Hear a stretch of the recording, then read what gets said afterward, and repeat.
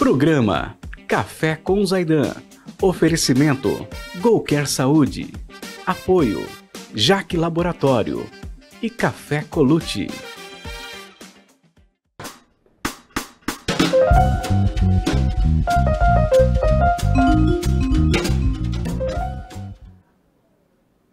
Bom dia para vocês aí da TV Cultura Litoral, sinal aberto aí, canal 48 de Peruíbe a Ubatuba.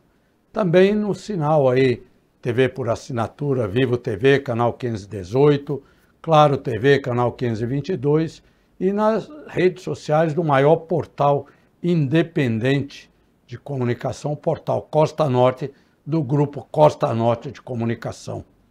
Você assiste esse programa Café com Zaidan, 29 anos no ar, né? Ah, meu amigo saudoso Mário Covas, que sentou nessa cadeira aí dia 26 de fevereiro de 1996. Vai fazer 30 anos, vamos ver se eu chego nos 30 anos aí, vamos ver. O Mário Covas não chegou, foi antes por ente eterno, mas eu vou demorar ainda, viu? Eu vou te encontrar lá, Mário Covas, um dia, mas aguenta aí. Não tenha pressa, hein? Tenha pressa que eu vou chegar lá para falar contigo. Meu amigo, sempre aqui, ele vinha para a Riviera, já mandava o Capitão Junqueira, avisa o Zaidan, para me buscar lá no heliponto ali da Petrobras. Não quero ninguém. Não quero nem segurança lá. Só conversar com o Zaidan. Aí eu ia buscá-lo e a gente passava o final de semana junto. Saudoso Mário Covas, meu amigo. Foi embora e o Brasil está nessa pindaíba, viu? Porque você foi embora, você deixou a gente, Mário Covas, que você seria o presidente. Em janeiro de 2003, você seria o presidente. E o Lula me falou isso, que não disputaria eleição com você em 2002. Como você partiu em março de 2001, deixou o caminho para o Lula, né? Ah, e o Serra também não fez força nenhuma para ganhar a eleição. Então, aí o Brasil está nessa pindaíba aí. Inclusive dos aposentados, não é só dos ativos, não, dos aposentados, inclusive. Mais de 4 milhões de aposentados aí que foram roubados. Roubados. Não foram que eles concordaram, não. Roubaram deles. Até o meu também, que eu sou aposentado. Eu ganho aí o teto, acho que é 7 mil e pouco eu ganho de aposentadoria. Mas tiraram do meu também. Nunca assinei nada, cara. E tiraram lá do meu, lá. 100 e poucos reais lá, uma coisa assim. Tudo ladrão, né? Tudo ladrão. O Lula não tá nem aí, porque a aposentadoria dele, os caras não pegam, né?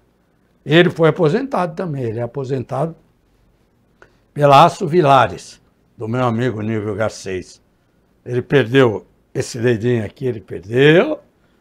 Ninguém nunca achou esse dedo. Ou se achou, tá bem guardado, tá?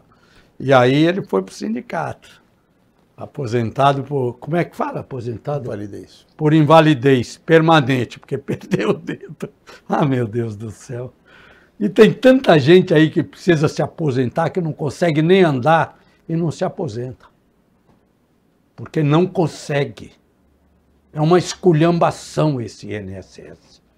E quando se aposenta é roubado também. Mas agora vai devolver. Vai devolver. Ninguém foi atrás dos estelionatários que roubaram, inclusive o Frei Chico, que eu conheço muito bem do ABC. Eu era do Sindicato dos Metalúrgicos de São Bernardo do Campo. Entrei lá em janeiro de 65 e fiquei até quando saí da Volkswagen, até em 88. Ah. O Lula também foi para lá no final dos anos 70, ele foi para lá. Final dos anos 60, ele foi em 70 para lá. E esse Frei Chico era do sindicato lá de São Caetano. Lambanceiro lá. Aí parou de lambançar no sindicato dos metalúrgicos, foi lambançar no sindicato. Que sindicato? Associação dos ladrões dos aposentados. É isso. É isso daí mesmo. Associação dos ladrões dos aposentados. Mas o Lula mandou devolver. Com o nosso dinheiro. Ele mandou devolver. Não é com dinheiro dos estelionatários que roubaram dos aposentados dessas associações, sindicatos, que os caras montam isso só para roubar, entendeu? Mais de 6 bilhões de reais. Não, isso daí tá lá, os caras roubam, vai devolver coisa nenhuma, sabe? Isso vai ser igual o Petrolão, ou vocês pegaram o dinheiro dos caras, assinaram aquele acordo de leniência lá, não sei do que, agora devolve todo o dinheiro. Assim também vai ser. Mas aí vai devolver agora. A partir do dia 24 vai devolver. Com o meu dinheiro, com o seu dinheiro, porque o governo não tem dinheiro. É nós que depositamos no cofre do governo, sabe? Eu sempre falo aqui, se Tiradentes foi enforcado, esquartejado e seus restos espalhados pela vila de Ouro Preto, porque ele brigava com a coroa portuguesa, porque a coroa levava 1/5 de tudo que era produzido aqui no Brasil, ou seja, 1/5 dos infernos que ele falava. Hoje nós pagamos 2/5 dos infernos para o governo. Quem nós vamos enforcar e esquartejar? Isso daí. Infelizmente é isso. E agora, meu amigo Lula, que eu estou há muito tempo querendo falar com ele, já mandei 300 mil recados para o Gilberto Carvalho, dizendo que eu quero falar com o Lula. O Gilberto Carvalho é aquele lá de Santo André, secretário particular do Celso Daniel, tem aquelas coisas todas. Não vou falar disso, não. Celso Daniel estudou comigo, fez escola técnica comigo. 65, 66, 67, 68, lá na ET, em São Bernardo do Campo. Depois ele foi fazer engenharia na Mauá. Amigo, conheço bem, conhecia, né? Porque foi assassinado a mando, não sei de quem, não. Vou entrar nesse mérito, tá? Mas eu estou querendo falar com você, Lula. Você não me recebe, cara. E você foi meu parceiro de truco. Jogamos truco junto no bar do Dijo, Lula. E hoje você nem quer me receber. Tá? Mas você é uma coisa de... O Trump falou que o animal que ele gosta mais é o jumento. Eu acho que ele deve gostar muito de você, viu, Lula? Bom dia para vocês. Hoje o meu convidado aqui é o advogado Marcelo Massaioli. Bom dia, Marcelo. Muito bom dia, Zaidan. Bom dia. Bom tomar esse café aí que você está tomando há quase 30 anos já. Eu vou tomar um pouquinho dele aqui, vim roubar um pouquinho desse café gostoso aí e conversar um pouquinho com o teu público aí, com os telespectadores, né? Então, minhas saudações a vocês que estão assistindo a gente hoje. Legal, cara. Legal ter você aqui. Eu que já estive com você lá no programa Opinião, você sumiu um pouco, mas deve voltar, né? Vamos ver. Nós vamos saber daqui a pouco por que eu sumi. Tem uma explicação. É? Né? Eu estava exercendo um encargo importante. Massaioli, você é advogado, né? Direito condominial, direito consumidor, mas essa questão desse roubo dos aposentados, Massaioli, como é que você vê isso? Olha, primeiro que a gente vive numa era povoada de fraudes. A gente, o dia inteiro, o cidadão ele tem que se perguntar se aquilo é verdadeiro, falso, se aquilo é real, se aquilo é abstrato, se é fraudulento ou não é. Então, essas quadrilhas, elas encontram facilidades com a tecnologia. A tecnologia, ela tem muitas benesses, mas ela tem algumas coisas que são sinistras, ela tem algumas coisas perversas, que ela permite golpes em larga escala, por exemplo. Antigamente, se a gente lembrar da Georgina de Freitas lá no INSS... Aquela roubou sozinha, né? Ela ainda tinha uma época que nem... Imagina se ela tivesse a informatização e a tecnologia que existe hoje, em escala, o que ela não poderia ter feito.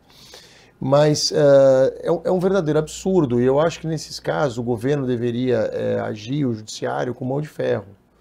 Ele deveria vir muito pesado, para exemplificar. E para dizer, isso não passará e não será tolerado.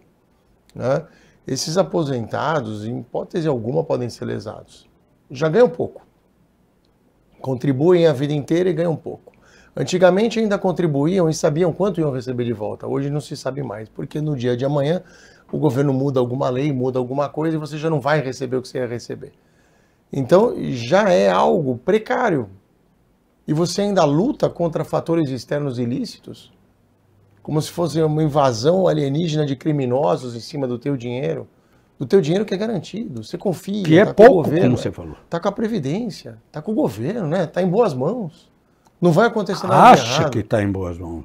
Então é assim, o Brasil, a frase "o Brasil não é para amadores", Zaidan, é uma frase correta, é uma frase difícil. Para ladrão amador, é para ladrão profissional, você quer falar, né? E assim, a gente vê também, a gente falou dessa fraude da Previdência, mas as fraudes, por exemplo, as fraudes bancárias digitais, todos os dias elas ficam cada vez mais sofisticadas. Tem golpe que a pessoa liga para você, ela sabe o nome do teu gerente, do gerente da tua agência, se faz passar por ele, sabe o que você tem na sua aplicação, ou seja, é impossível que não tenha alguém de dentro, né? Hoje já é descoberto que quadrilhas do crime organizado recrutam ex-funcionários de banco, recrutam para centrais de crime, centrais como se fosse central de telemarketing, no meio de um bairro ermo lá, e existe uma central tecnológica, né? Isso existe em vários lugares do mundo. Se você lembrar, nesse passado recente, houve uma reportagem de trabalho escravo em Mianmar e na Tailândia. E muitos brasileiros eram escravizados, e todos eram da área de TI. Eles eram levados como escravos para trabalhar em centrais, porque eles falavam inglês, e eles ligavam para o mundo todo pedindo dinheiro para aposentado. Então você vê que não é uma coisa exclusiva nossa, mas é uma coisa que hoje é insana, especialmente para um aposentado. Eu vejo um aposentado, eu tenho sogro, tenho sogra, eu sei como é. Eles não têm essa pegada tecnológica tão rápida para entender que aquilo pode ser um golpe. Porque é muito convincente. É muito convincente. E eles têm informações que são suas, porque eles têm gente de dentro. Então eles conseguem te convencer, olha, você está tendo uma invasão na sua conta, houve uma tentativa de compra na sua conta, ou com o seu cartão, e dá para tentar, você faz uma compra com a senha errada mesmo, e vai aparecer lá que teve 3 vezes a senha, ainda vai falar assim, tenta acessar o seu Bankline agora. Você vai acessar e falar assim, tá bloqueado. Claro que tá bloqueado, tô te ligando porque bloqueou, porque tentaram entrar 3 vezes com a senha errada, é a pessoa que te ligou que tá tentando entrar com a senha. Ela tá bloqueando sua conta, tá te dizendo, e você fala, então você é meu gerente mesmo. Porque só você saberia dessa informação. E então é muito convincente o golpe, são pessoas muito instruídas, um discurso muito educado, técnico, sabe normas do Banco Central que são verdadeiras, se você jogar no Google naquela hora, vai abrir a norma certa.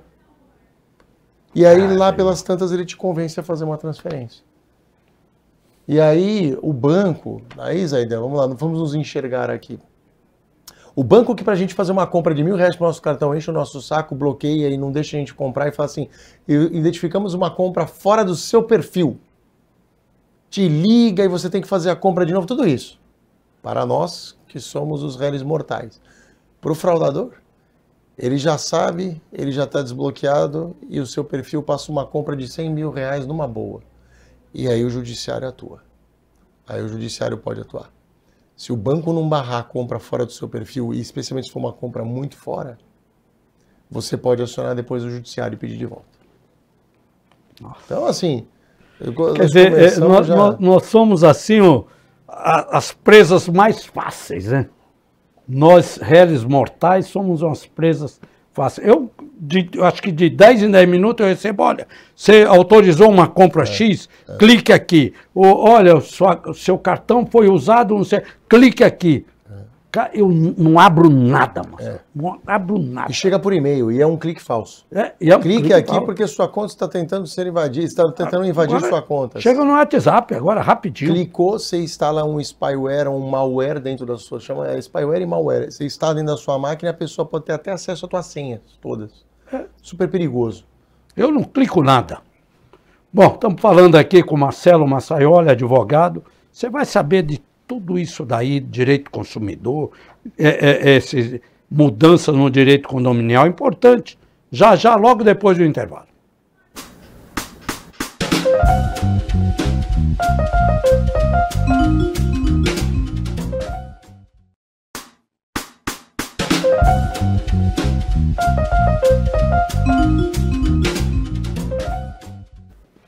De volta aqui o programa Café com Zaidan com o advogado Marcelo Massaioli. Marcelo, o que mudou no direito condominial? Olha, Zaidan, primeiro que o direito condominial, ele nem era um ramo do direito. Ele era o direito, na verdade, civil, e dentro do direito civil estava inseridas as relações de propriedade, as obrigações e tal, e o condomínio estava lá. Assim como o direito imobiliário, que também ganhou um ramo próprio depois. Mas isso no Brasil, com a verticalização, cresceu demais. Você vê, por exemplo, Cidade de Santos. Cidade de Santos é a cidade mais verticalizada do Brasil. Caramba. O IBGE Imobiliário já falou, nenhuma cidade cresceu tanto para cima como Santos. 67% dos santistas moram em prédios, tá? Verticais. Praia também Grande, condomínio horizontal. Isso. Praia Eu moro Grande, no condomínio. Praia Grande tem mais condomínio do que Santos, mas em matéria de área, Santos é mais concentrado. E aqui mesmo, a gente pode ver onde é o estúdio em Bertioga. Pô, a gente tem uma Riviera aqui do lado, a própria Bertioga. Bem adensada também. Tem bastante adensamento para cima, vamos dizer assim. Então isso gerou um aguçamento do direito, e o direito condominial acabou tendo que construir muita coisa, né? Direito de vizinhança, minha relação. A pandemia veio, trouxe mais N problemas. As pessoas tiveram que ficar trancadas nos prédios e aprender a se relacionar com coisas novas. Mas eu acho assim, as principais mudanças vieram até o pós-pandemia. As assembleias podem ser agora virtuais, né, ou híbridas. A assembleia aberta, que ela pode, olha, eu precisava de um quórum de 2/3. Hoje eu não consegui, faltaram 5 pessoas. Então não fecha a assembleia. Deixa ela aberta neste um item e em 60 dias a gente faz uma nova para tentar atingir o resto do quórum. Não tinha isso antes. Antigamente não tinha. Fazia-se na construção, nos usos e costumes, mas virou letra de lei. A gente teve muitas coisas interessantes aí. E aí a gente tem regras de assembleia, que são grandes problemas. A gente tem uma situação de tecnologia. A gente falou de tecnologia há pouco aqui, falando das fraudes virtuais, mas veja um outro problema moderno que a tecnologia trouxe. As plataformas hoteleiras, Airbnb, Booking e tal. Você mora no teu prédio residencial lá, são 20 famílias, 10 famílias. De repente o teu vizinho resolve que ele vai alugar para Airbnb, ele vai botar num site e vai girar uma família por semana, se não forem 2, dentro daquele apartamento que é um prédio residencial diária, familiar, né? Que é um prédio residencial familiar, que não está acostumado com aquilo. Então esse foi um problema moderno que foi trazido. E aí como é que o judiciário tem se comportado nisso, né? Primeiro que os prédios residenciais não querem isso na sua maioria. Mas pode, por direito, pode impedir? Então, essa é uma boa pergunta. Quem defende que sim, depois eu vou dizer quem defende que sim o argumento, quem defende que não o argumento, depois eu digo qual o judiciário já se manifestou. Quem defende que pode, defende o seguinte, a propriedade é minha, eu faço o que eu quero. Eu alugo para quem eu quero. É o direito de propriedade. Isso. Do outro lado, o condomínio diz o seguinte, o condomínio é o único lugar em que o direito de propriedade é relativizado, porque ele é um direito de copropriedade, e não está errado. Você é proprietário junto com mais 20, com mais 30, com mais 40, porque você não é proprietário só da porta para dentro. E o resto? E a área comum? E a piscina? E a sauna? E a quadra? E o salão de festas? Academia. Isso é nosso. Então você não pode dizer que a sua única fraçãozinha vai mandar em todo. Então é relativo, não é que é proibido. E aí tem um outro argumento que os defensores do Airbnb falam, mas espera aí, no direito, o que não está proibido é permitido. E aí, do outro lado, e a tese, já vou adiantar, que prevalece é a seguinte, no começo da esmagadora maioria das convenções de condomínio, você vai encontrar um artigo que diz o seguinte, as unidades deste empreendimento destinam-se ao uso exclusivamente residencial. Então, esta é uma proibição a todo o resto. Exclusivamente, a palavra e essas convenções prevalecem sobre? Hoje prevalecem. Hoje prevalecem, então você vai perguntar o seguinte, então peraí, então não é impossível ter Airbnb, mas eu preciso mudar a convenção. Exatamente. Não é impossível, é permitido desde que você altere a convenção e abra o permissivo. Então hoje já foi até terceira instância. E aí você vai perguntar, mas qual o fundamento do direito que diga que, vamos proteger essa cláusula de exclusividade? O STJ, ele disse o seguinte, as pessoas que estão na plataforma hoteleira, que são locações, não são as locações de temporada de 30 dias com contorno residencial. Essas são hoteleiras, de giro rápido e grande. Você pode ter 10 famílias no mesmo apartamento no mês. 10 famílias com 4 pessoas, 40 pessoas estranhas girando num condomínio. Multiplica isso por 50, 60. Você vai poder ter 2.000 pessoas num condomínio diferentes no mês. O condomínio não tem estrutura para isso. Não é projetado para aquilo. Não tem funcionário suficiente para fazer esse controle. As pessoas não conhecem as regras daquele condomínio, então vai chegar um cara com um Rottweiler, porque ele está vindo do interior de São Paulo, ele diz, aluguei no Airbnb, aqui não está dizendo que é proibido o cachorro, então eu trouxe meu Rottweiler. E naquele condomínio é.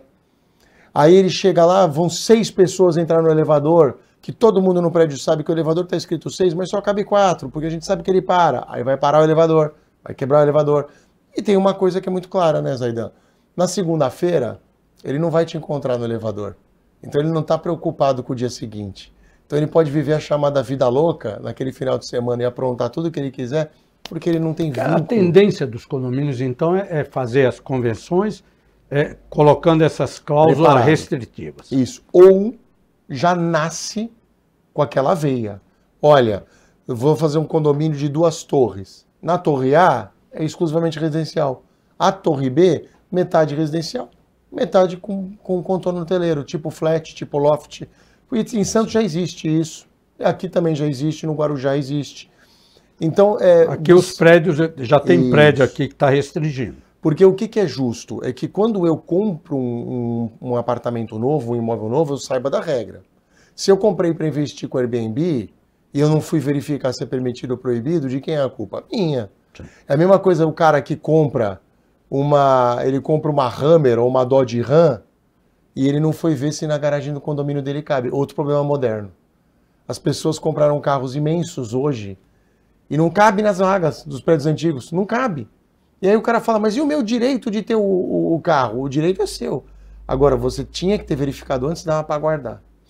E agora a gente vai ter uma atualização do Código Civil em várias áreas. Família e tudo. E o condomínio vai ter novidade. Tem uma que é boa. Tem uma que é muito boa, que é a possibilidade de exclusão do condômino antissocial. Pode expulsar o cara de lá? Isso já é uma construção antiga na Europa. Na Europa isso já existe, você expulsar o condômino problemático. Óbvio. O condômino, né? O condômino, que é antissocial. Óbvio que o condômino antissocial não é aquele cara só que ouviu música alta no dia da madrugada. É alguém que tem condutas reiteradas, gravíssimas e que atrapalham a coletividade condominial. Vou dar um exemplo claro. Alguém que está traficando droga dentro de um apartamento. Alguém que agrediu um funcionário.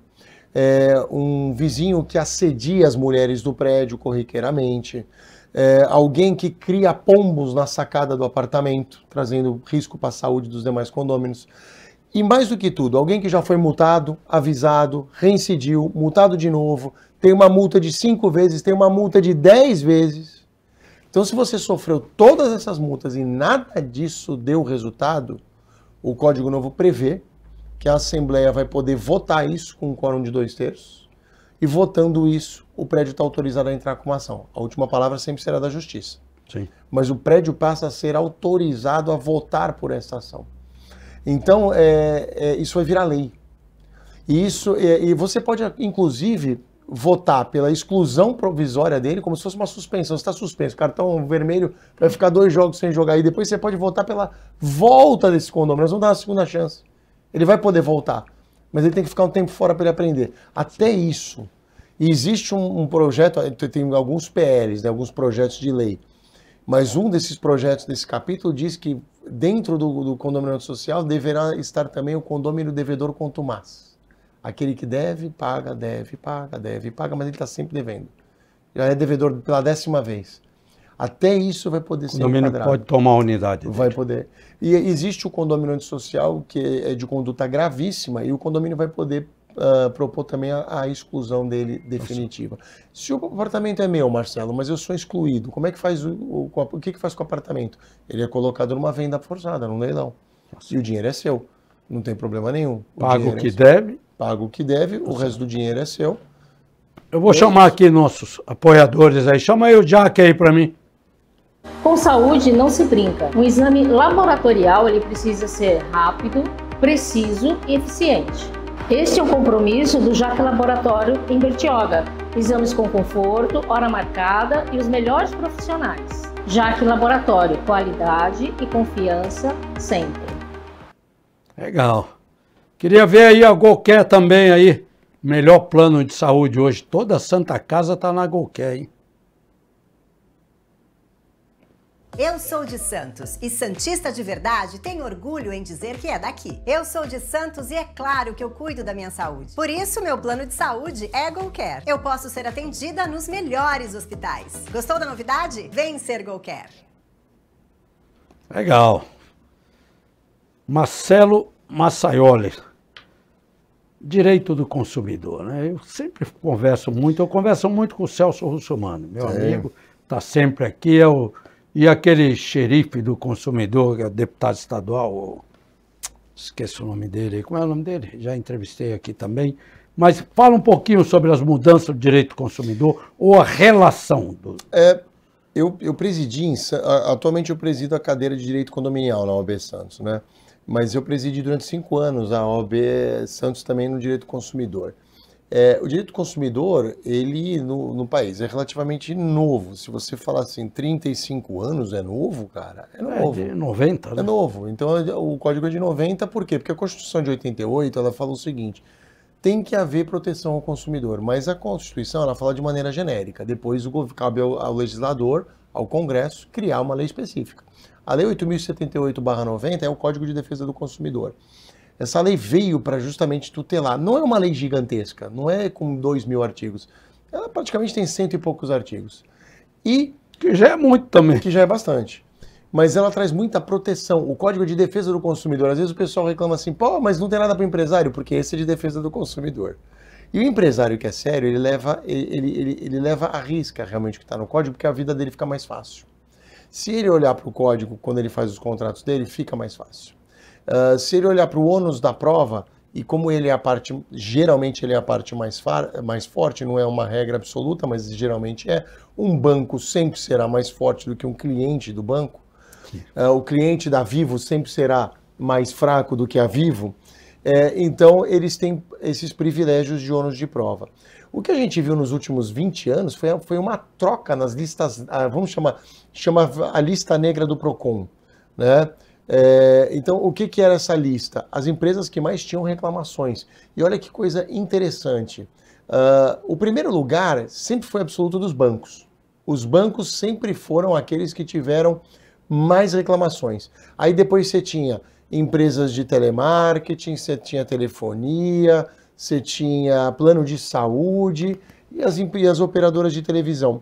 Os bancos, se atentando que estavam perdendo dinheiro por causa da lei do consumidor, passaram a investir em tecnologia e treinamento. Os bancos foram de primeiro para 4º lugar. Eles caíram. Você vê o que é uma instituição que pensa no dinheiro, o que é uma instituição que pensa longe. Então os bancos conseguiram sair de ser a primeira em reclamação. Hoje, sem dúvida nenhuma, eu acho que telefonia está em primeiro e os planos de saúde também estão ali.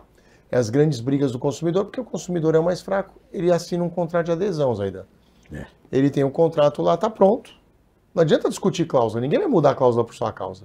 Você pode fazer uma negociação para sua empresa. Tem que ler aquela letrinha lá, isso, que é miudinha lá. Isso, né? Você tem que saber quais são as suas dores, os seus calcanhares de Aquiles, né? Porque até você pode assinar e depois discutir. Você pode conversar com o advogado, olha, eu vou assinar uma cláusula aqui que tem uma multa de 70%. O advogado vai falar, fica tranquilo, é abusiva, não vai valer. Mas você vai depender do judiciário. Então assim, o consumidor hoje, ele segue nessa briga. Melhorou muito a vida dele. Melhorou muito. Mas ainda não é um cenário ideal. Não é um cenário de Europa, não é um cenário de Estados Unidos ou de Canadá, onde o respeito é muito grande e o medo da punição é muito grande. Legal. Tem mais tempo aí? Deram... Se o senhor quiser fazer terceiro, pode. Não, deram mais tempo aí, ó, que legal. Deu mais 5 minutos aí, Thiago? Prorrogação. Foi isso, Thiago? Depois da Copa do Mundo de Clubes, a gente ganhou. É isso mesmo. Jorge Wilson, que você estava citando, o xerife do consumidor. Jorge Wilson, é o Jorge Wilson. Deputado Jorge Verdade, Wilson. Jorge Wilson. É o xerife do consumidor. Ele é o xerife e o Celso Russomano é o que é? É o delegado? O Celso Russomano sempre foi aí, ele levantou essa bandeira, né? Ele se elegeu com essa bandeira. Hein? Se elegeu, ele tem um programa Ele era um lá. jornalista, né? Ele, antes de ser deputado, ele era um jornalista que já fazia esse tipo de reportagem. Tá bem ele, meu amigo também. Massaioli, muito obrigado pela sua participação aqui. Foi muito bom falar com você. Vamos marcar uma outra, hein? Precisam marcar quantas vocês quiserem, eu estou aqui para isso. Eu gosto muito, sempre fui professor, né, Zé? 20 anos de magistério, direito empresarial e tudo. Eu sempre gostei de espalhar a informação. Eu acho que isso é uma missão que os profissionais devem ter, especialmente os professores, de espalhar a boa informação. A gente vive numa era de informação falsa, desencontrada, né? Exatamente. Esses dias eu falei com o filho da Zulaê Cobra, meu nome dele? O Elton? Não, o outro. O Elton é um sobrinho. O advogado. Eu tive aula com o Esaú Cobra, com o irmão Cobra. dela. E ele estava meio decepcionado com a OAB, né? Que a OAB não reagia diante de tudo esses processos errôneos, atabalhoados que está correndo no STF. Que o STF atropela tudo e não respeita o advogado. E ele estava cobrando isso da OAB Brasil, né? Da OAB Nacional. A OAB Nacional também, essas coisas aí que a gente sabe como é que funciona tudo isso. Quando né? a OAB está a serviço político de alguém, isso não funciona. E na federal a gente já viu isso acontecer. Então isso não dá certo. Não, já viu? Não, está acontecendo. Isso está acontecendo.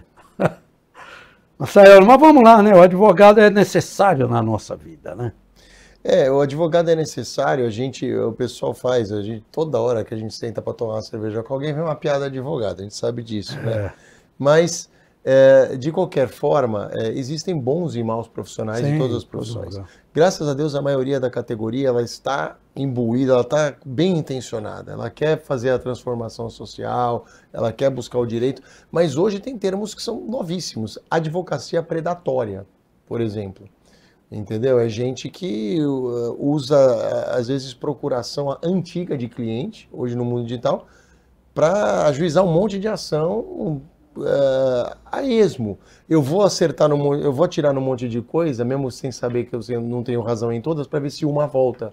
Não deveriam ser punidos. Isso, mas os juízes estão de olho nisso, têm oficiado, e aí as OABs no quintal, as regionais, as subseções, elas precisam ser firmes. A de São Paulo está firme. Estou gostando daquele menino da OAB São Paulo.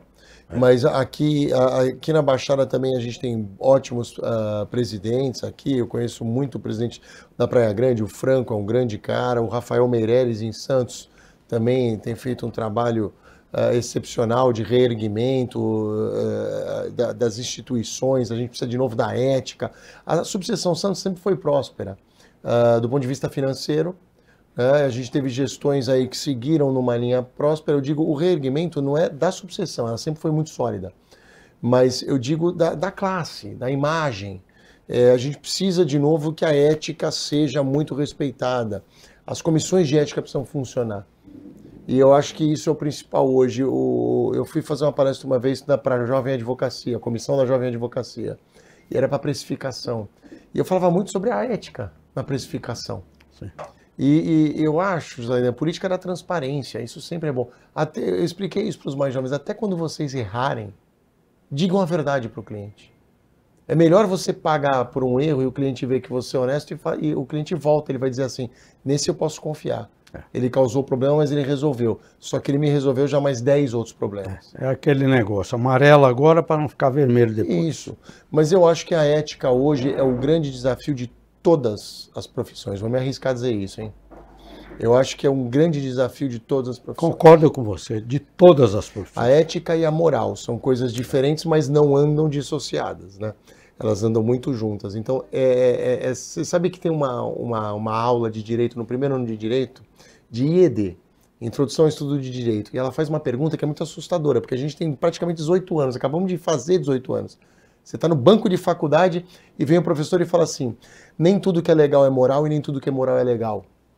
Aí você fala, como assim? Se fosse em inglês teria uma sigla feia, eu não posso nem falar qual que é. Mas você fala, hã? Você fala, mas como assim, professor?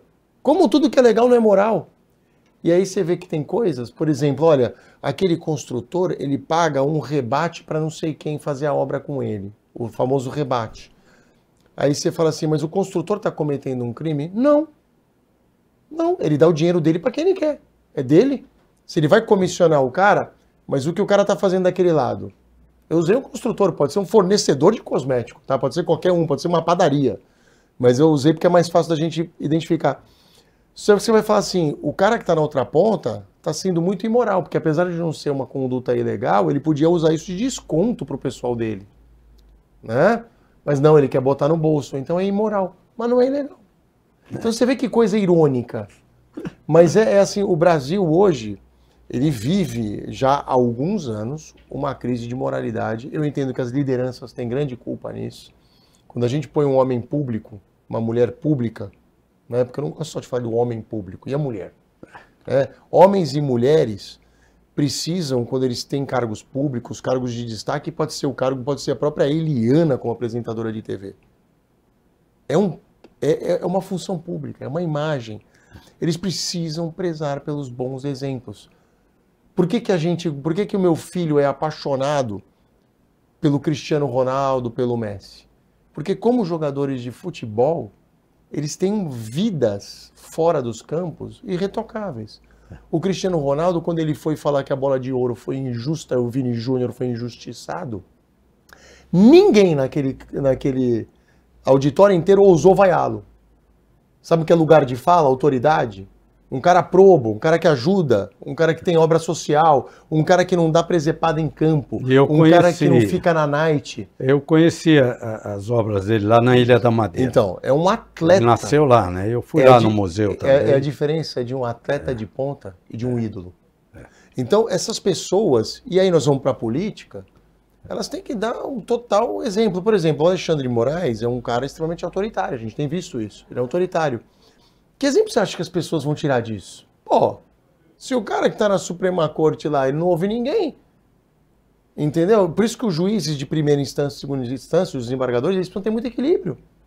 Para não incorrer no mesmo erro e não trazer a imagem do judiciário. Porque eu acho errado também falar, a justiça não presta porque o STF faz isso. Peraí. Você tem 11 mil juízes embaixo. Então não vamos generalizar. Não é a justiça toda. Mas é um problema de moral e ética. Sempre será isso. Moral. Obrigado, doutor Marcelo Massaioli. Muito obrigado. Bom dia. Bom dia. Espero que vocês tenham tirado algo de útil dessa maravilhosa conversa que a gente teve hoje. Legal. Vocês aí também continuem na nossa programação aí, a melhor programação do Litoral Paulista. TV Cultura Litoral. Tchau.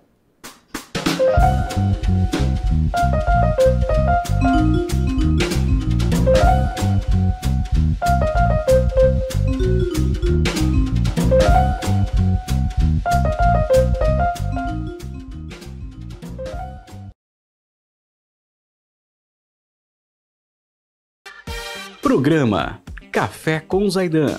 Oferecimento Golcare Saúde. Apoio Jaque Laboratório e Café Colucci.